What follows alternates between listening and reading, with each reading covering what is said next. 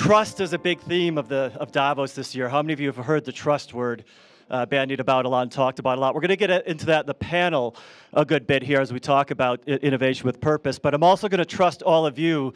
This is a crowded room, a little bit more crowded than Davos normally is, and we've got a great panel. We're going to have a very fascinating discussion, and I'll just ask all of you to keep the discussion amongst yourselves to a minimum and keep the attention focused forward on the discussion we're going to have here, and I think you'll be glad you did because it's going to be a great conversation. So innovation with purpose. That's the topic that we've singled out here. And what do we mean by that? Innovation is all around us, and we've been talking a lot about innovation at Davos. Cars that are driving themselves around, devices that we talk to, systems that know what we want before we need it, dazzling new technologies, AI, blockchain, CRISPR, and everything else around us.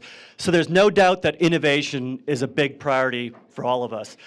But at the same time, there's all sorts of challenges that we see out there. We see techlash, questions around inclusion, ethics, bias, where are the jobs going, security, data privacy, et cetera. And so there's a big purpose question. As we're changing the world with innovation, what's our purpose in doing so? And what's our purpose with respect to the employees that we have, consumers, the communities that we operate in? And that's what we're going to get into in this discussion. And I think it's going to be a really great one. And we've got a great panel to do it with. So I'll ask my panelists to join me. So come on up, panel. That's you, guys.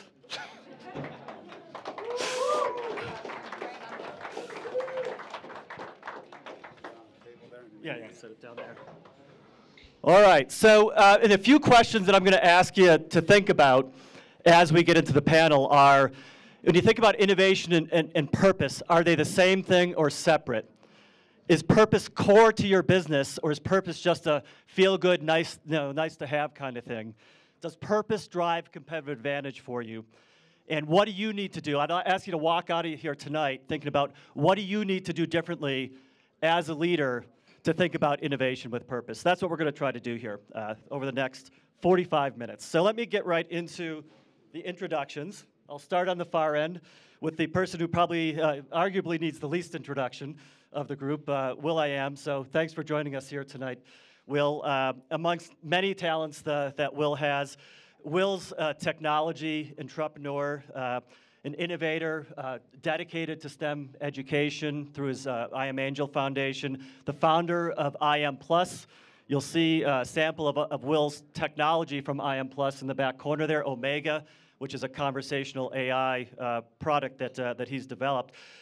Will's the co-founder and CEO of I Am Plus, and also a member of the WEF's Fourth Industrial Revolution Advisory Board that we were just talking about a little bit earlier, and the newly formed Global AI Council that's shaping the role of AI in society and business. So the takeaway there is Will's got all sorts of talents and perspectives to bring to this, in particular as one of the developers shaping the technology that we're talking about here that's impacting society.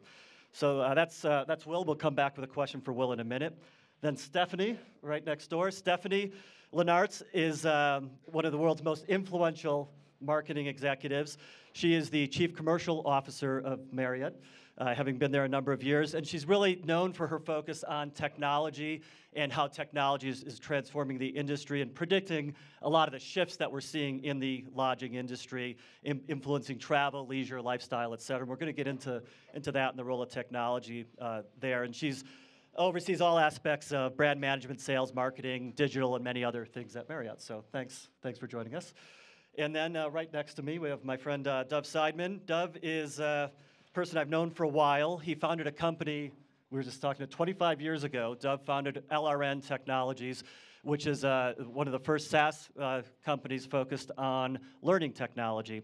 So Dov's an entrepreneur, a technology executive, but he's a lot more than that. He's also an expert in leadership, in ethics, in morals, and in this whole idea of purpose. And we're going to look forward to getting your perspective both on technology and innovation and purpose as we go. But just to start out, let me start with a question for you, Dov, around the topic, innovation with purpose.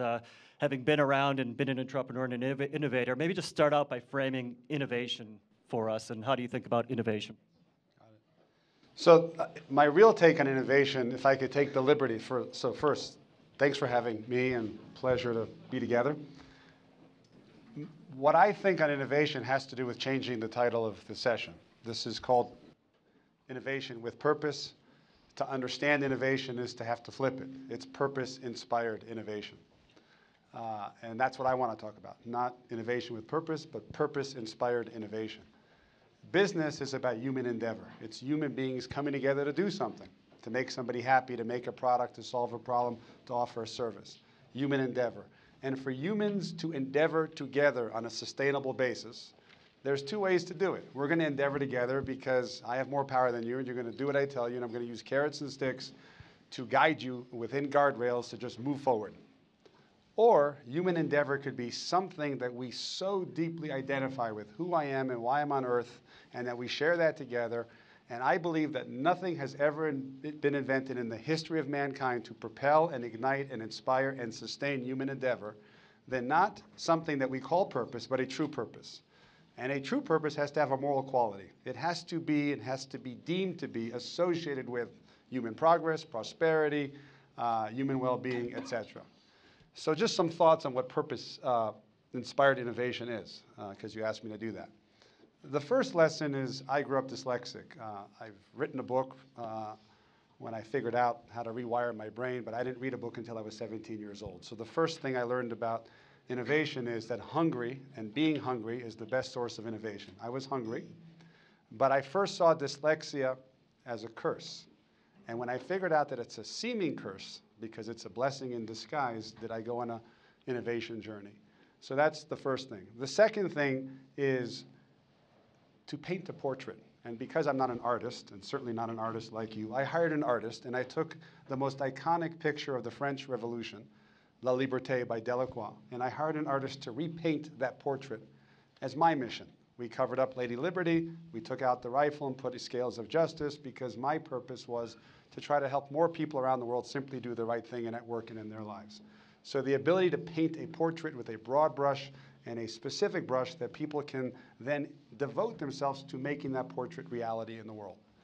The other is I'll ask you a question. Just raise your hand if you think life is a journey. Okay. And why is life a journey? Because it zigs and zags and goes up and down. In business, we were taught that we love linearity. Everything we want, profits and revenue, goes straight up. And the things we don't want, like misconduct, straight down. You want a journey? That's for life. What I discovered is that innovation is the ultimate human journey. And that when you describe innovation in programmatic terms, we're going to do these three things and we're going to innovate, it never works. If you describe innovation as an up and down journey worthy of our commitment and dedication and loyalty, you have a chance. And then finally, if you put a product on sale, I could get you to buy now, not later, or more, not less. If you watch a political attack ad, I can get you to vote left, not right, right, not left, 30 seconds later. We know how to use carrots and sticks to shift behavior. But innovation is elevated behavior. You can't shift to innovate. Elevated behavior is us at our most human, when we have a dream, when we aspire, when we're inspired, innovation is the most elevated way for us to be. And the only thing that's ever elevated another human being, while a carrot and stick can shift you, a purpose worthy of your loyalty and dedication, because it allows you to feel that you could be in a marriage for the rest of your life in that common cause. The only thing ever invented that elevates another human being is a noble moral purpose. So when you take all this together and you sum it up and you say, you need to see seeming curses as blessings, painting a portrait, understanding that the only way to approach innovation is with a purpose-inspired journey. The last thing that's necessary is leadership, and we can get to that later, but the only people that elevate other people are not formal leaders, but moral leaders. People that lead in such a way that they would inspire you to hang with them. So that's just some comments on. Yeah, that's great. So purpose, is this mic on now? Mic, okay. So purpose drives innovation. It's maybe purpose inspires innovation in what you're saying. So I think and I use the word inspire deliberately, not motivates, because carrots and stick are outside of us. Yeah. Carrots and sticks motivate us, but inspiration inspires us. Yeah, I'm going to come back to that. Will, maybe to go to you next. So we talked about innovation as a journey and the journey of innovation. Maybe you can talk about your journey in innovation, how you think about innovation, what sparks you to do innovation in new areas like IM Plus, Omega, and AI, the new things you're doing. So At first, it was I wanted to do something and fill the void. And the void that we wanted to fill was there were only 2 mobile operating systems, just Android and iOS. And I noticed that, a new operating system needed to be made that you spoke to, not swiped, not a keyboard, and not an operating system that needed another operating system to work, just something that could work on all different types of form factors. Raspberry Pi, Linux systems, can hop on top of iOS and Android, and all compute in the cloud. And then when we started building it, I realized that if you're going to have a voice operating system, that really it should be for people, because people should have an OS. And people should retain their data. Because right now, we're all just digital sheep. And our wool is making these big data monarchies richer and richer, and communities poorer and poorer. But that came from after building what we were building. Had I not built it with the team, I never would have looked at the world from that perspective, on how powerful data is, and how, just being here right now, right? If this jacket had sensors on it, my breaths I take, my heartbeat, the steps I take, every move I make. Sounds like a song. Sounds like the police. No pun intended on the police, bro. I'll be watching you. Yeah, so that shouldn't be tomorrow. That's not freedom. That's just having access to a product for free and dumb. So that's not. I have more faith in humanity, and I think another system needs to be delivered to folks. I've got a feeling you might have some more to say. But I was going to say that. Okay. I retract that statement. It was 10 minutes before that came out. Anyway, that's I'm going to come back to that what you started there, Will, because I think there's a rich discussion. But Stephanie, Marriott, industry undergoing a lot of change, company that's been around a long time, a lot of innovation happening. Maybe talk about how the context you're in. How do you think about innovation? How do you frame this question? Yeah, so first of all, thank you for having me, and an honor to be with both of you gentlemen today. Let me take a step back real quickly. I work for the largest hotel company in the world. We do business in 130 different countries. We have 750,000 employees. We wear a name badge globally. 96% of them work at a hotel. So a lot of our biggest, a lot of housekeepers and dishwashers. We have a lot of employees at the hotel level. And the purpose of Marriott, because I think the innovation ties, the purpose of Marriott is actually, we put our employee before the customer. The employee our associate is more important than the customer, because we get to our customer through the people that work in our hotels. Our purpose is to create careers for people. A lot of people, come to, or immigrants or refugees, and come to one of our hotels and start off as a banquet server and end up being a general manager. So our purpose is to create careers and opportunity for people. And a lot of time when I'm on panels like this, I talk about all the cool, innovative things we're doing in travel. And we can talk about that. We're getting into home sharing, and we're launching a Ritz-Carlton cruise ship, and we're doing 100 cool things we could talk about in terms of technology, making the guest experience more personalized and more frictionless. But I'm most proud of some of the things we're doing with technology that touch our associate. We have made a brand standard in the United States and Canada, an associate alert button that our housekeepers and other folks can carry if, in case a housekeeper should get attacked when he or she is cleaning a guest room. Can they kick that button? And it's got to work. When you're talking about somebody's life and security, that technology has to work. You have to make sure that the hotel security knows how to find that person in the room. It also is helping our housekeepers see if they see danger with a guest. So a lot of the innovation that we're doing is around taking care of our associate so they can take care of our guest. And that's our purpose, and that's the innovation I'm the most proud of. Again, we can talk about some of the other customer-facing things, but things like that make me really, really proud of how we're using technology. Is that just a value, or do you measure that, or how do you how do you drive? Yeah, I mean, those we outcomes? do a lot of measuring around looking at how many hourly associates become general managers in our hotels, and we look at spend a lot of time thinking about career pathing. Again, we've got a large employee base, and people think, I mean, again, 96% of them are at a hotel, so we have measurement for how those folks are progressing throughout their whole journey with Marriott. Great. Back to you, Will, with a question on just picking up on the point you made around data and the wool, the wool comment. And so I'll show this article real quick. So Will published an article in The Economist this week. If you haven't read it, go search it, read it, and find it, because it's a really important article. And I think it's well worth your time. And the title of it is "We need to own our data as a human right and be compensated for it."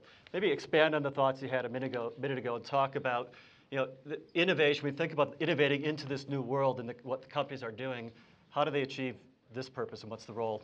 Okay, so if you're reading that from the perspective of right now, people will say, "What are you talking about? I got my Google account for free, and I don't understand why I should own my data." Well, half of the folks don't know what data is. But let's just fast forward to 2030, and you go to the doctor, and your whole entire genome is a part of your identity and your wallet. That's yours. Your nervous system is yours. Your digestive system is yours. Your immune system is yours. But right now, your data system is not yours. Right now, your facial math. I own my songs on my other career, but I don't own my facial math on Instagram and Facebook. When you open up your phone and it checks your facial ID, you don't own your face, really. They could sell all of the measurements of you getting old or bags, wrinkles, whatever it is. You don't even know who they're selling it to. When you're searching for information on Google about a sickness or illness, you have access to it, but they're selling it to God knows who. Yeah. So it is a human right. All of your activities is no different than your blood. If you're poor, you could sell your blood, your plasma for money, but it's not the case for your data right now. You don't have a say in who has access to it, and that's because we are all under this access level of society. I don't really care to have a collection of music. I just want to have access to it. Mm-hmm. I don't care to have a car. I just want access to a car. But that shouldn't be tomorrow, especially when AI is going to not only determine the weather, but determine the weather or not. So it may not make sense right now, but I guarantee you 2030, just like any revolution that we've seen, that we've learned in the past, when there was the French Revolution or the American Revolution, there will be a data revolution against the data monarchies. Because these kingdoms know more information than any religion, any government in the past, any kingdom in the past. And that could only happen for so long before people get wise and get smart and want to take power, because data is power. Data is currency. There is value in your activities. So I am my data. I am my data. And how many of you, just playing off that idea, how many of you are Facebook users? How many of you did the Facebook 10-year challenge? No, not too many of you. Good. I mean, but I'll make my point anyway. It's a good illustration. I did the Facebook 10-year challenge. You did. So what you just did is you. But I didn't. It was Wyclef's face and my face. Oh, there you go. So I did like people that I kind of look alike, but it wasn't really me on both ends of the spectrum. That's good. So you hacked the algorithm. The point I was going to make That's is, funny. if you're participating in the 10-year challenge, you're assisting in the voluntary creation of one of the most powerful facial databases in the world, because you're creating a capability for Facebook in this case to create all these great algorithms around aging and all sorts of other factors that, again, you'll have no participation in as an individual. So I think it's just a good illustration. So I think we'll keep coming back to that point around the individual. I have a couple other questions on it, but let me go to you, Dov. And Let me just highlight something you did recently, which I found fascinating, which is the state of moral leadership, which is another great report to take a look at. The state of moral leadership in business. And it gets into your philosophy around how you do things matter, you do things matter. And that's something you and I have talked about a lot. I'd like you to talk a little bit about that in this context of the consumer and how companies are using their data and the how of, as leaders in businesses, we need to think about gaining the trust of customers. So we have to put this conversation in the context in which we're trying to achieve this objective of deep loyalty with customers. I think the world is not just changing, it's being rapidly reshaped. It operates differently. And because it's being reshaped by and large, communication technologies and now AI, with one swipe, strangers are coming into intimate proximity. Strangers have never combusted and come into proximity so quickly with one swipe. The hopes, dreams, plights of people so far away are experienced viscerally and visually on tiny screens. The world has never been so interdependent. We rise and fall together because the behavior of so few can affect so many so far away. And if you take that together, it means that the business of business can no longer be just business. We used to go to funerals and hear, a jerk at work, but a loving husband, so capable of love, or a ruthless negotiator, but a caring father, capable of care. Now it's all one. The business of business is personal. Everything is personal. The business of business is society. So in that world where everything is personal, the imperatives have changed. It used to be that the job of a leader was to get the other people to keep doing the next thing right. But increasingly, computers are going to be programmed to get other people to do the next thing right. But only a human being can do the next right thing. Machines can do the next thing right. Human beings can do the next right thing. Absolutely. From an economic perspective, we came of age in the industrial age where we hired hands, and we preferred strong hands over weak hands. In the knowledge economy, we hired heads. We could have hired ignoramuses and et cetera, but we went for knowledge, specialization, expertise. But now computers are starting to not just outproduce us, but out-process us. So I think we're entering the human economy where we're going to have to hire hearts. And because what comes from the heart enters the heart. That's And my friend Will, you know this better than every song you've ever written is about creating that hook of the heart, right? I've got a feeling is about entering the heart. Now, isn't it interesting, Stephanie, that the marketing department of every company's job is to hit the social societal pulse? Chevron is the human energy company. Cisco is the human network. Dow is the human element. Deere is human flourishing. TD Bank is let's bank human. Allied Bank is we speak human. Reebok, let's be more human. And your ad on your website is about humanity. And you're proclaiming the golden rule, Right. which is about doing the next right thing, not the next thing right. So where we are today is one company after another is saying, buy here, work here, invest in us because of our humanity. But it's one thing to proclaim a humanistic mission and purpose, and it's another thing to translate that into practices and operating dynamics and procedures and leadership and individual behaviors that are human.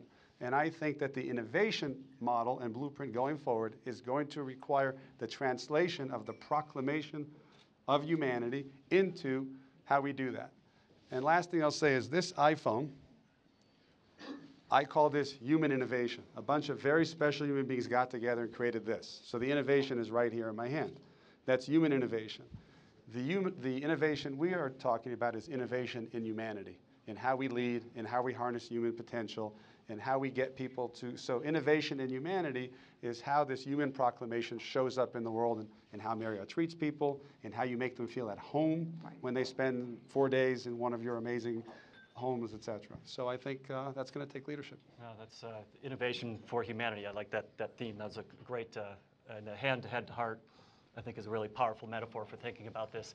I'm going to open for questions from you all in a minute, so think about a question if you have one. But first, Stephanie, a question for you, because let's bring this down to some foundational issues. And one of the foundations of interacting with consumers, innovating, trust, purpose, is it starts with customers trusting you with some of the basics, privacy, security, et cetera.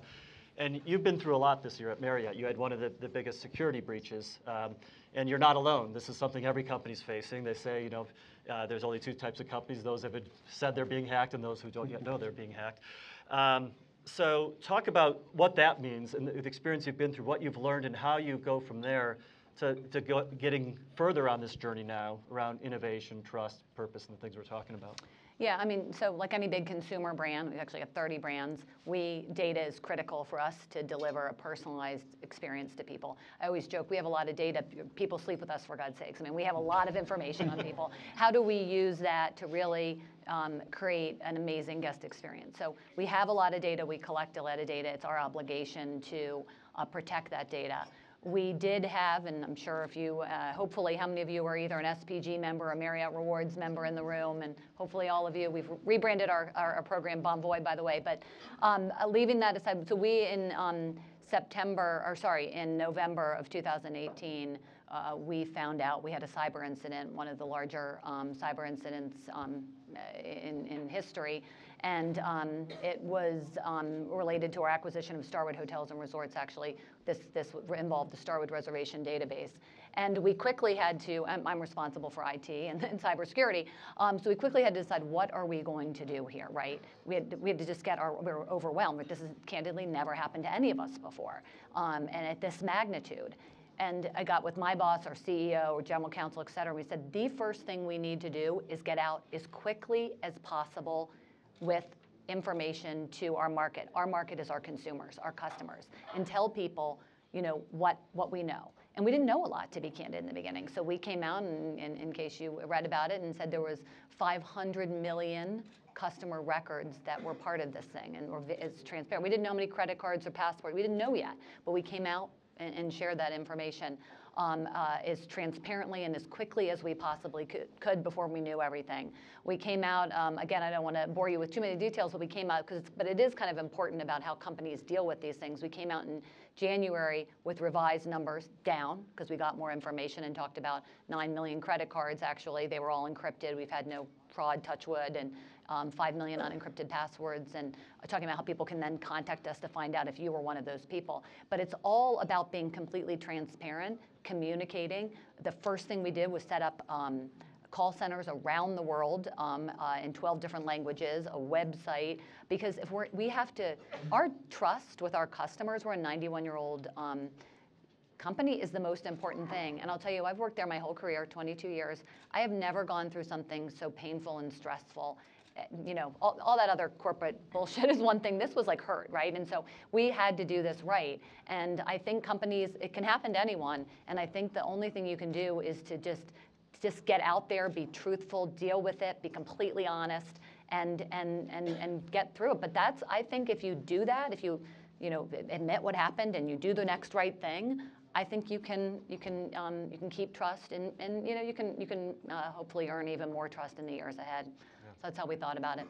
That's great, and it's now the data is now an even more strategic asset for you going forward. As Absolutely. Experiences and everything. Yeah, absolutely. So you need that foundation. Yeah, we do, absolutely. Right. Well, let's go to a question from the audience. Anybody have a question? We have one right here up front. We'll try the mic. Paul, thank you for making this a hard conversation, even with all these intellectuals. Appreciate that. One of the challenges with the own your data conversation, Will, is we don't actually own our data, because the data produced from our devices is from a processor licensed by Qualcomm, a location sensor licensed by someone else. I think the conversation should be, how do we control our data? Because then we can choose to monetize it. And with your ability to go to mainstream, how do you get out and take this message to the 95% of the world's population that doesn't listen to these conversations in a way that they can understand and move from convenience to this is truly important? I think it's the reason why I'm a part of the World Economic Forum, is because they realize that. And I've been vocal about my, my view on you should own your data. I don't care what device it is. I don't care whose chip it is. My movements are my movements. Whether it's on my device or whatever satellites are orbiting the planet. I am who I am, and I go where I go, and I know who I know, and I say what I say. That's data. I buy what I buy. Before it was receipts, And we all knew don't throw your receipts away because they're going to go through your garbage and steal your identity. So before there were devices, we still had our privacy. And don't get brainwashed by, well, I have access to this and I want to control my data. No, bro, you are your data. And I'm vocal about that. I really, truly believe that. And I try my best to share that with folks wherever I go. And a lot of that work has been acknowledged by folks here at the WEF and invited me to help in the do tanks and the think tanks and the ping-ponging, so that when I go back out there in the world, I'm even more informed to inspire not only my cousins and my mom, but other people's cousins, moms, brothers, and sisters. So yeah, I'm passionate about it, and it's the true north that's guiding the company that I started. So the data is not the issue, it's the business model that's the issue. Yeah. I'll add in one point too on this, which I've changed my thinking on one issue. I used to go out and say a lot, as I do a lot of other people, that data is the new gold and data is oil. It's fueling the economy. I think that's dead wrong, and I'm trying to get people to stop saying that. Almost every piece of data is a part of a person, is a part of an individual. And if you think about data that way, you'll change your behavior, and I think you'll be a little bit more purpose-driven in the business model and how you think about using data. So I think we need to think differently about some of the language we're using around this in the framework too. A final question, because we're getting long on time, and you've been a very respectful audience. I want to take it to the issue of trust, because we've revolved around the outside of the issue of trust. I'd like to kind of go inside, and I'm going to make this a pretty open question, so you can each take it where you want. But if you think about innovation with purpose, I think, from my perspective, you can't innovate without trust, because customers aren't going to let you do new things if they don't trust you. So you need the trust, and that's essential to this purpose, I think, creating these trusted relationships. But I'd be interested in all of your thoughts on the role of trust in this equation, and maybe also where we are in building trust with employees, consumers, communities. Start with you, Zoe. Yeah. So I think it's all about trust. The reason we innovate is we want some form of P. We want progress, prosperity, performance, P. And in order to get P, you have to innovate. You got to do something better this Wednesday over last Wednesday. And that's IP. Innovation gets you the progress. But the reason most innovation programs fail in most organizations is we keep innovating without realizing that in order to innovate, somebody has to take a risk. You have to spend some capital. You have to speak in a meeting at the risk that your boss might think you're a bozo. You might have to put an idea out there at the risk that somebody will steal it. So we keep focused on innovation, but you need risk in order to innovate, in order to create progress. So far, I spelled rest in peace, R-I-P.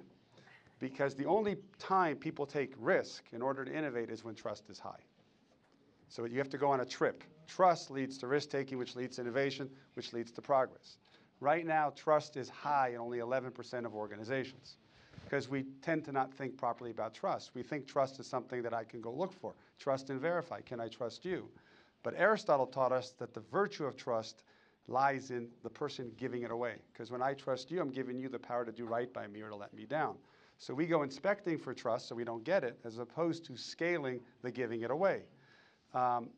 And trust is also a legal performance-enhancing drug. When you trust somebody, oxytocin is literally released in their brain, and whatever makes them leery and weary of you subsides, and they lean back in.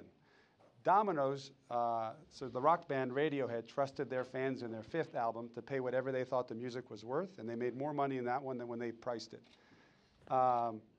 Domino's Pizza took out ads. Our pizza sucks. They trusted society with the truth that their pizza sucks. They had their own executives take videos eating the pizza saying this stuff tastes like cardboard. And their journey of innovation started when they trusted people with the truth. So if you want this kind of innovation inspired, now the only time you get high trust is when there's purpose at the core. We've done studies when executives and leaders set a high moral bar, which is purpose-inspired, they get 10 times more creativity and 13 times more innovation. Right. So if you want high trust, you're only going to get that in fair, honorable, respectful, two-way, values-based, purpose-inspired environments. So it's going on a trip. That's great. Good framework. And going on a trip leads us right to Marriott. So Yeah. you can talk about. Good. Yeah, there you go. Nice work. There you go. I'm inspired by the innovatini that they're serving over there. Nice. Stephanie, trust and how you think about it. Yeah, I couldn't agree more with what you're saying in terms of the idea that when there's a trust to me is the basis of all, like good relationships are based on trust. And in a company, when you have trust and people, the leaders and are good moral people day in and day out, not just talk about it, but really do it. You end up with more creativity. People aren't afraid to say a crazy idea in a meeting because their boss is going to yell at them and say, that was stupid, right? They trust that they can just be open, and you see that in companies that have great cultures and trust and that kind of thing. But just on the idea back to data and owning data, I think again, as a big consumer brand, customers are willing to share data with you, but they expect you to do something with it to make their life better, right? Again, we're not saving lives. I'm selling hotel rooms and experiences, travel experiences. But when consumers give us data, they expect us to do something to make their life better. They expect us to know, simple things. If you tell us, Will, that you like feather pillows in Shanghai, I think you'd like us to remember that when you go to New York and Atlanta, right? It can be small things, right? But we have to get your permission that that's your data, that you like feather pillows, or that you share that with us. And that's, I think, where the trust comes in between companies and consumers. They're willing to give you data. You have to protect it, back to the earlier point, and you have to use it to make their lives better in whatever context that means for your company. So I think this idea is companies can use data on people if they have the permission, they're trusted with it, and they do something with it. That's how I think about it in the context of my industry. That's really, really good. Will, I'm going to put a little spin on it for you, if that's okay. I follow you on Twitter, and I watch when you post sometimes, I watch the reaction of your fans, and there's immense trust that you have from the following you've got, and then you're kind of in this domain where trust is hugely important in the business model you're creating. I'd be really interested in your reflections on trust, and do you see any parallels there in the trust between the community that follows you and the way you're pursuing your business model and the technology? So I borrowed from music and used what I learned there to how I practice my business. And we got to a point where we didn't even call our fans anymore, because that's disrespectful to the people that is responsible for our careers. So we called them fams. That's family. Fams. That's not a customer. It's people. And the people that purchased our music or chose to listen to our music and come to our concerts, there was trust there. Because they knew that we were speaking from the heart in the songs that we wrote. And the song that actually gave us a career was a song called Where's the Love? Right? Not like a dance song, or even though we have songs that are, but that wasn't our career starter. Our career starter is when we talk from the heart on issues that were happening in the world. And I thank God every day that was the song that gave me a career.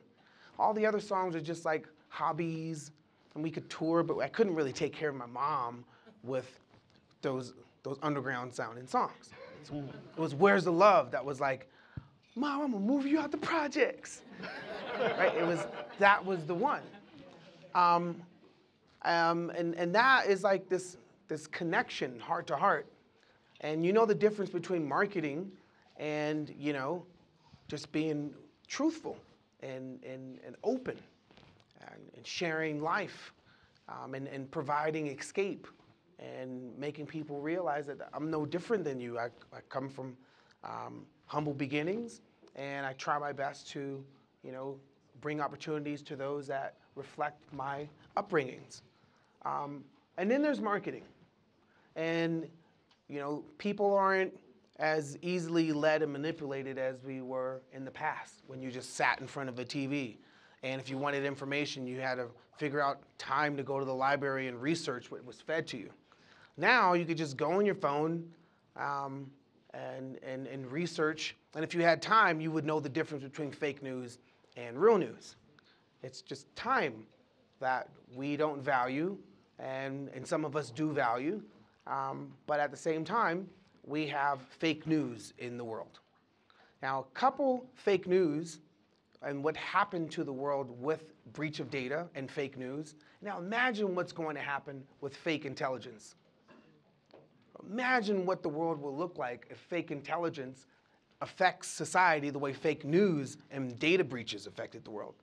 So we are not going to be able to, that type of turbulent ride, if we don't get in control now, is, you can't undo that kind of stuff, right?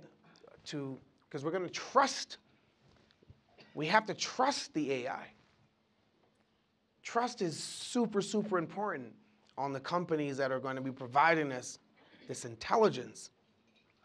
Right? We've never had it in society ever.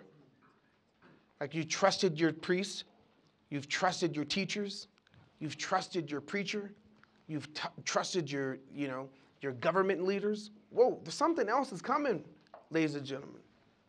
And trust is very, very important. And you can't market your way around it. Right? Purpose, what the company's purpose in society and community is what's going to, attract you to support that company. There's this guy by the name of Mark Benioff. To me, he is the poster child of the CEOs to come. That guy is like the most magnificent human being and leader of a company, Mark Benioff. And he's like my mentor, my hero, that guy. And I don't know many people like that guy. And because of that, other companies trust Salesforce with, giving them tools to help them run their company. Think about the trust that companies have for Salesforce. If Mark was like a wacko and didn't have the heart in the right place, I don't think Salesforce would be what Salesforce is. I think a lot of companies, and the work that he does with children's hospitals, the work that he does with cleaning up the oceans, like, he doesn't have to do that. He could just ball out hardcore. But I don't think that's what tomorrow looks like, just balling out. I think we've seen enough floss. I think we've seen enough flexing to flex. I think tomorrow is about how you contribute to society and how you're glued to, how society is healthier, and your products are to serve a purpose to solve problems. Products for product's sake, we've seen that. We don't value the tech. There's awesome tech out there. There's so much awesome tech, but do we value it unless it solves a problem in society?